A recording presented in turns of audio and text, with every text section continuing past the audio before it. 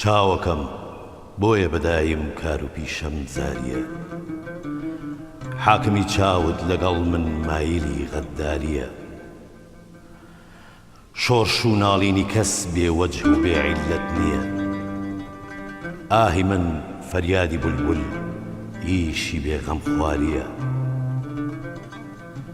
من هەرەو ڕۆژە دەسم شۆری لە ڕۆحی خۆم کە دیم،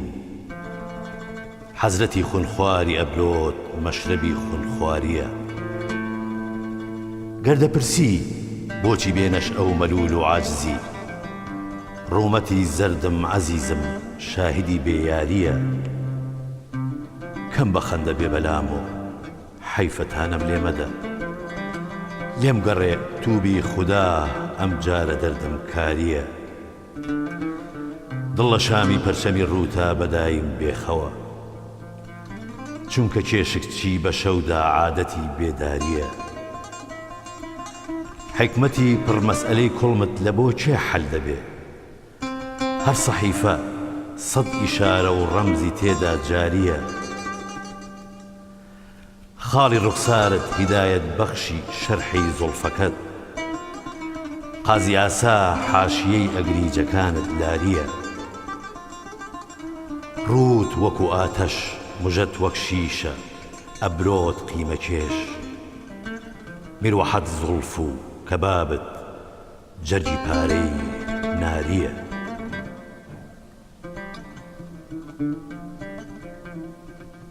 مامۆستا عەلادینی سەجادی دەڵێ لە سایەقەی ساماڵی ئاسمانی مەریواندا گڵۆپێکی کارەبا، لە لالەزاری پڕنیگاری دەوری زرێباردا بولبولێکی خۆشنەوە، بە سروەی نەسیمی بەیانیان باوەشێنی کڵپەی دڵی زاری کردووە، بە زەردەپەڕی خۆراوەی ئێواران زڕکەفتی پەردەی دڵی کردووە، ئینجا لەو دڵە و لەو لالەیە، لەو سایەقە و لەو پەردەیە، دیمەنی نێلوفەڕی شێری تەڕی سەر دەفتەرە، زمانی گۆیایەکی بازاری شێعرفرۆشان لە غەرامدا، قەڵەمی نەمامێکی گوڵزاری ستایش بێژان لە مەرامدا، زانا بووە بە باسی عیلم و ئەدەب لە هەموو دەوری خۆی، دانا بووە بەکار و ئیشی پەسەند بۆ هەموو دەوری خۆی، شێعری تەڕ و ڕەوانە جیناسی شەو خۆشخوانە. ئازیزانم سڵاوتان لێبێت، بۆ ئەم بەرنامەیەوەم ستایشی مامۆستا عەلادینی سەجادی کەسێک نییە جگە لە ناری واتە مەلا کاکە حەمی بێلوو. ئازیزانم بۆم بەرنامەیەش دەست پێکەین بە پرسیار لەسەر ناری، ئەویش بە ئامادەبوونی مامۆستا عوسمانی مەلا عارفی ناریزادە لەگەڵ برای هاوکارمان موزیکژان کاکە ڕاستی جەمال کوردی. پێم خۆشە سەرەتا لەوە دەست پێ بکەین. مامۆستا عوسمان چۆن خۆی ناسێنێ و ئەبێتە کام نەوە لە نەوەکانی ناری؟ بۆ وەڵامی پرسیارەکەی جەنابێ، من عوسمان عارف ئاحمەد کاکە حەمان ڕەزازای ناری شاعرم مەلا کاکە حەمی بێلوو. مەلا کاکە حەمی بێلوو لە ساڵی 1974 زاینی لە گوندی بادەڵان کە سەر بە ناوچی شلێری قەزای پێنجوێنە هاتووەتە دنیاوە. دواوی کە بە ناوچەی مەریوان و پێنجوێنە گەڕاوە، سەردانی سلێمانی کردووە، چووەتە بانە، چووەتە سنە، لە سنەش ماوەتەوە، پاشان هاتووەتە بۆ سلێمانی، چووەتە کوردستانی باکوور، لە شاری وان و باشتەڵا لە هەردوو دوو مەدرسەی زۆر گەوری تیا بۆ لێوێ تەحسیلی عیلم و زانستی ئاینی وەرگرتووە، پاشان گەڕاوەتەوە بۆ هەولێر، لە کۆتاییە لەسەر دەستی مەلا ئەسعەدە فەندی ڕەواندزی لە ساڵی 1990 زاینی ئیجازەی تەدریس و دۆنزە عیلمی وەرگرتووە. ئایا ئەکرێ بڵێن ناری فارسیزانێکی باش بووە؟ بەڵێ، ناری لەو دەقانی کە خاستن و پێنج شتێکانی کەەوە شعرەکانی حافزی شیرازی کە کردوێتی بە پێنج شتێکیە، ئەو شعرانی خۆی کە بە فارسی داینەوە دەرەکەوێتەوە فارسیزانێکی زۆر بەتوانا بوو، زۆر بلیمەت بووە و دەقیشمان هەیە کە ئەوە سلمێنێ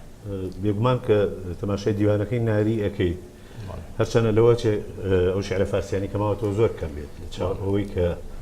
خۆی نووسیوێتی وەکو ئەدەبیاتی فارسی بەڵام ئێمە ئەگەر باش دیقەت لە شاعرە کلاسیکەکان بین بەگشتی ئەبینین زۆربیان لە پشت معریفەیەکی زۆر دەربارەی مێژوو دەربارەی منطق دەربارەی فکر فەلسەفە دەربارەی شەرع دەربارەی زمانەکان زانینی زمانەکان و ئەفسانەکان بە ئیعجازەوە کە ئەمە لە شعرەکانیانە ڕەنگی یاوەتەوە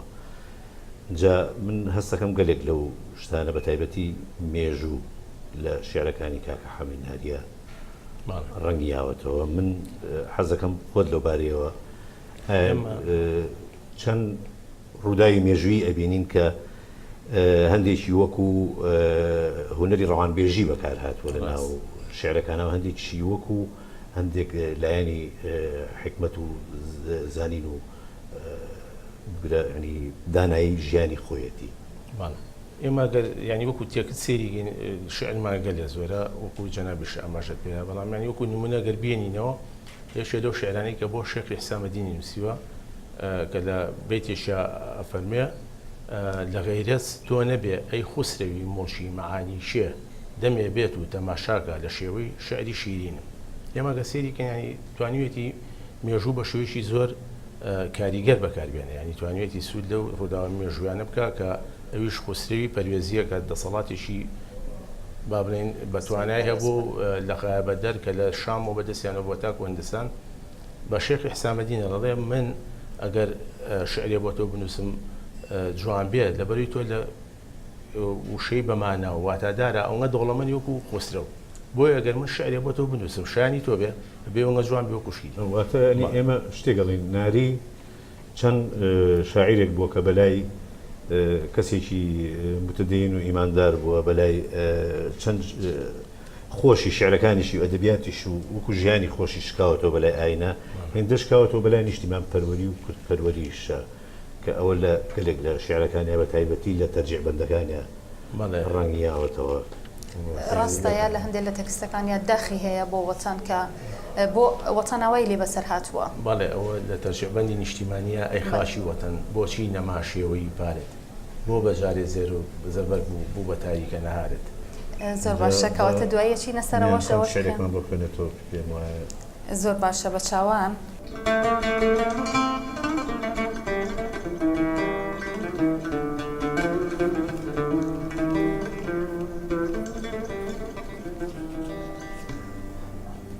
لە فتنەی نازی غەمزەی چاوی فەتانی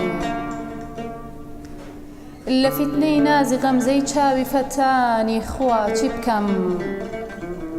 لە نێشی عەقرەبی زوڵفی پەرێشانی خوا چی بکەم لە سەفحەی ڕوومەتم یەکجێ نەما بێ زەخمی پەیکانی لە حەملەی فەوجی ڕووسی تیری موژگانی خوا چی بکەم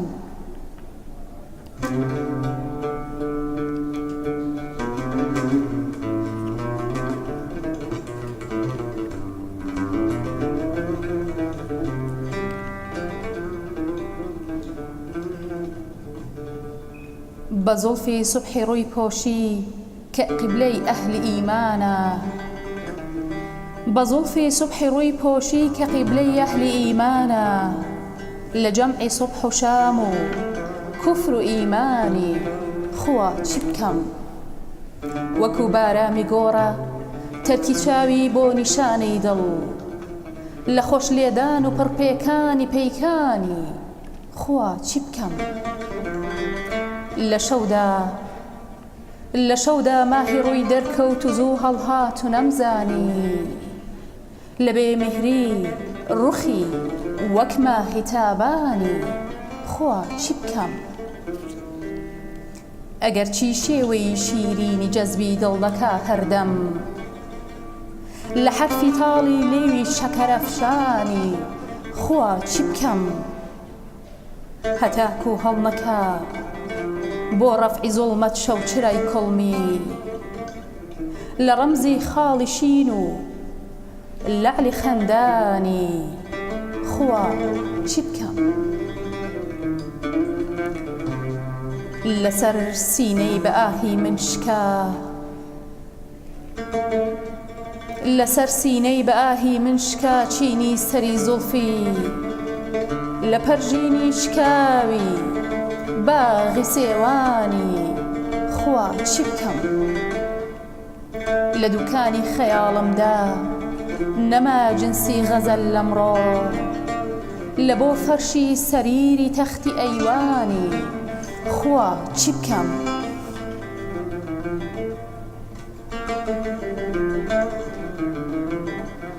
نەخۆشم بێ نەباتی لێوی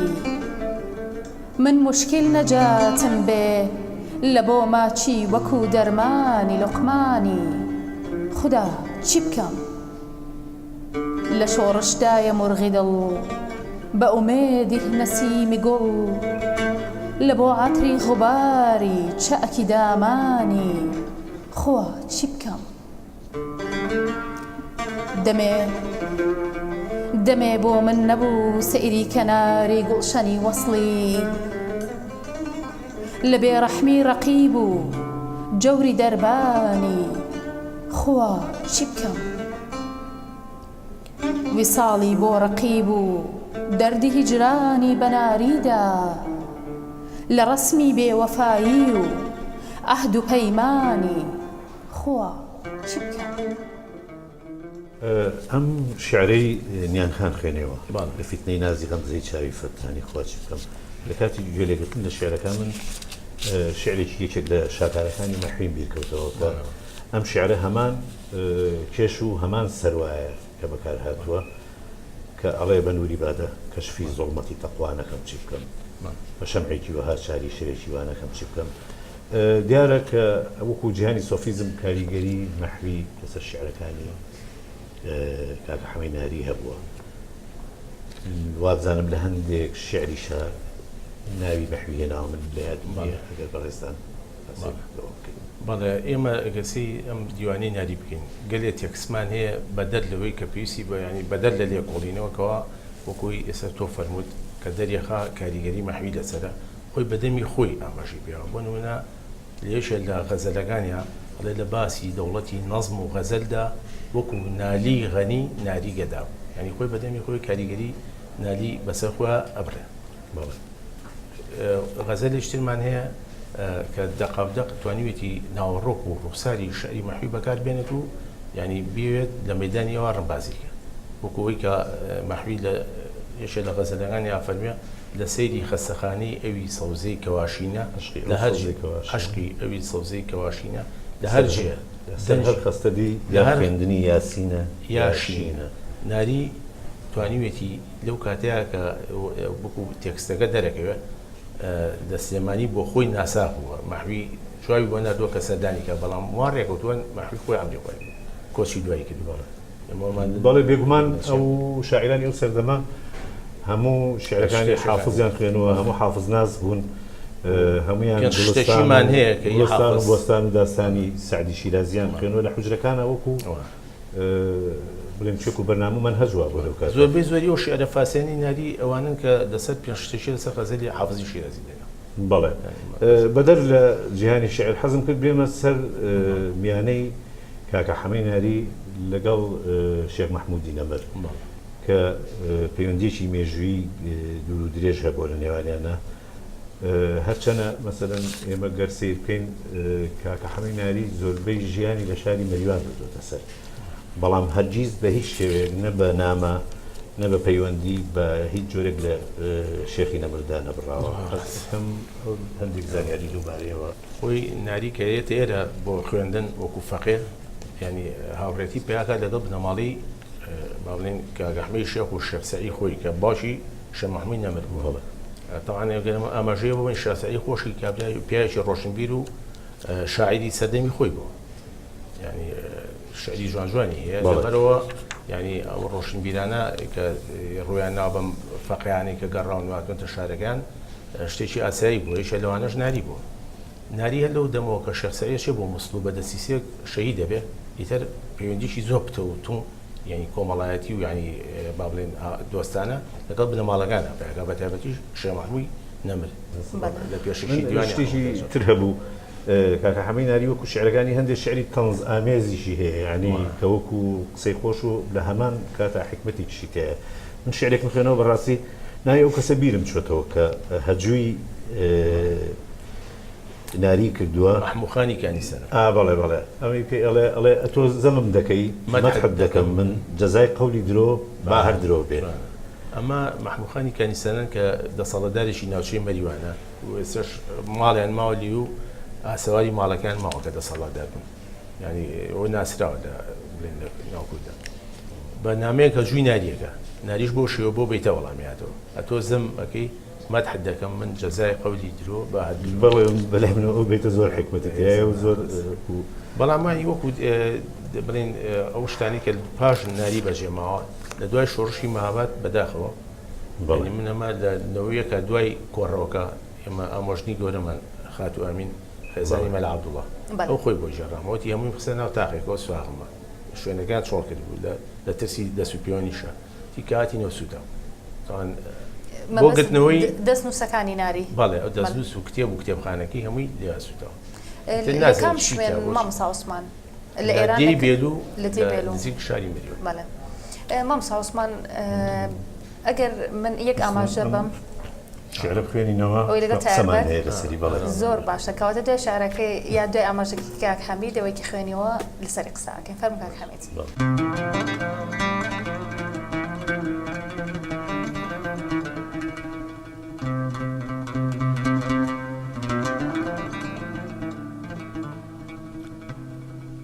بە غەمزەی چاوی مەخموری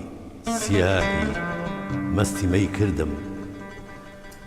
بە ماچی لێوی مستەغنی لە ئەنواعی مەزەی کردم ترازا بەندی سوخمەی ئاڵی گوڵناری بە ئاهی من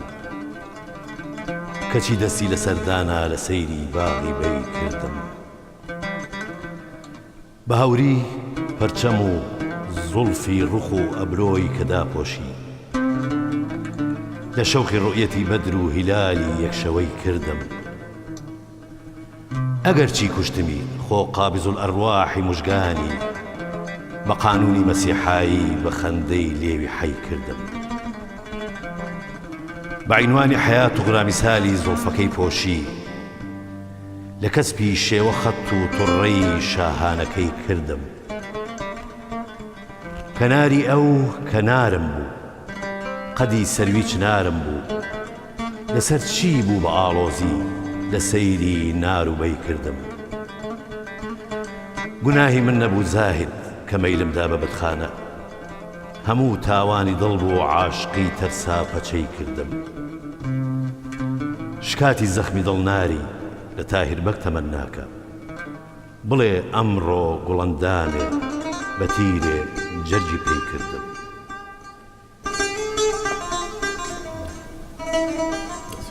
دەست خۆش بێ دەنگت خۆش بێ کاک حەمید مامۆستا عوسمان لەگەڵەوەی کە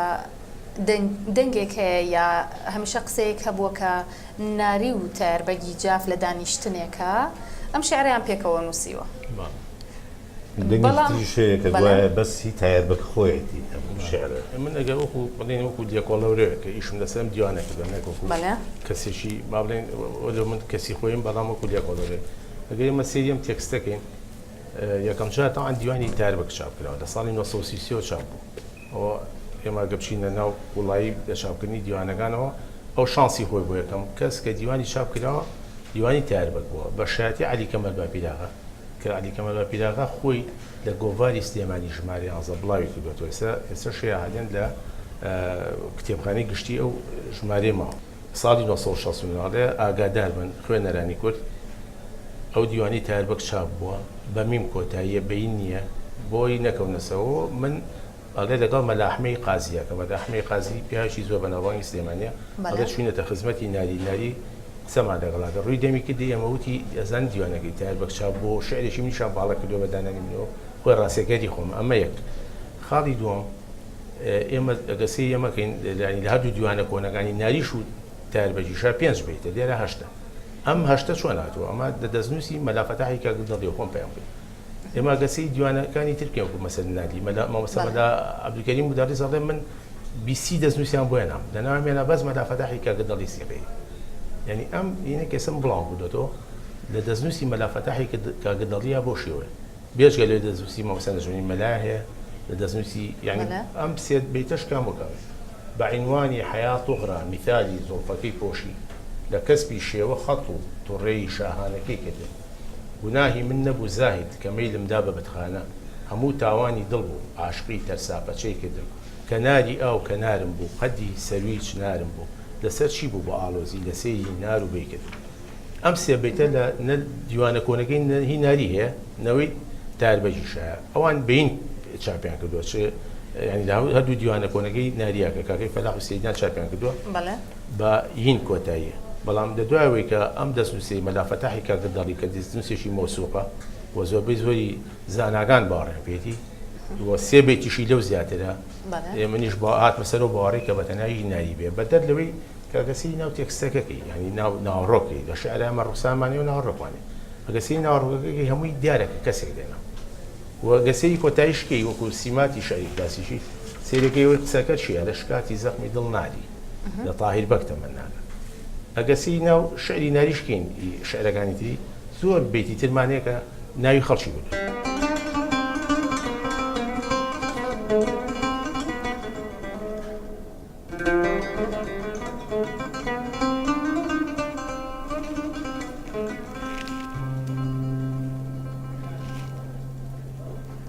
ناری دەفەرمێ چاوەکەم لادە لەسەر کۆڵمەد نقاب با خەجاڵەت بێ لە ڕوو تا ئافتاب مەستی عشقم پێم مەڵێ مەستی مەیە عاشقی بێدار و سەرمەستی شەراب وا بە شوعلەی ئاگری ڕوخساری تۆ جەرگ و دڵ برژاوە بۆ تۆ وەک کەباب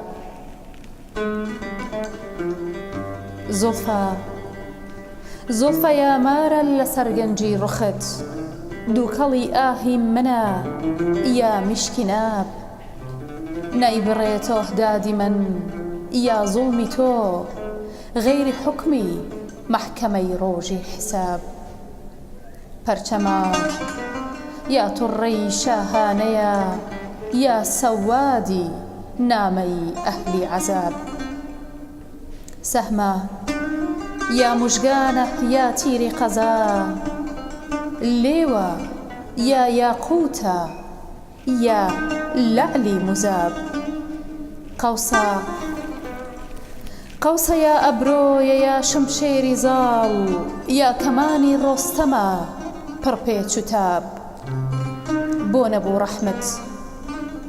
بۆ نەبوو ڕەحمت بە حاڵی من دەمێ تابەکەی چاوم لە ناری ئیجتیناب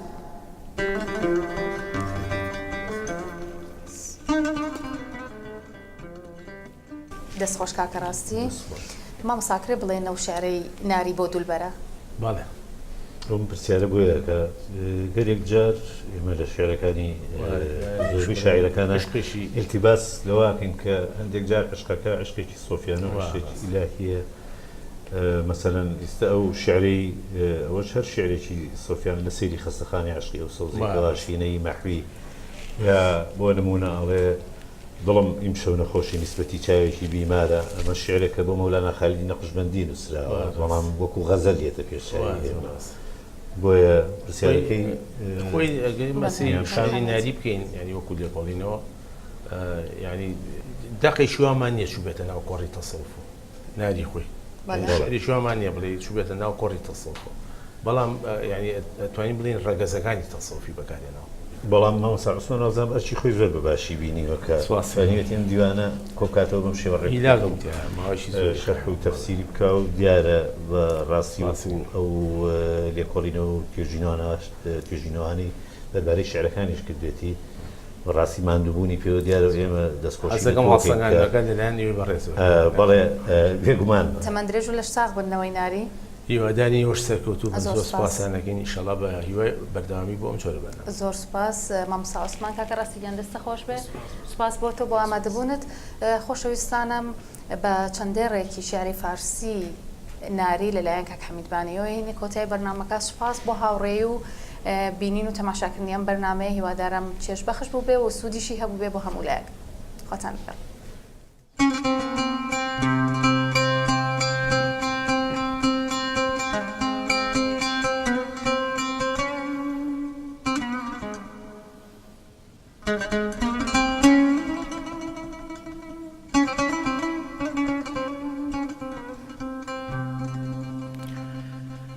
ای دل شوریده بنگر آخر آن دلبر چه گفت، از طریق مرحمت آن شاه ذی افسر چه گفت. گوش کن تا گویمت آن شوخ لب شکر چه گفت. قاصد آمد گفتمش آن ماه سیمین تن چه گفت. گفت با هجرم بسازد گفتمش دیگر چه گفت.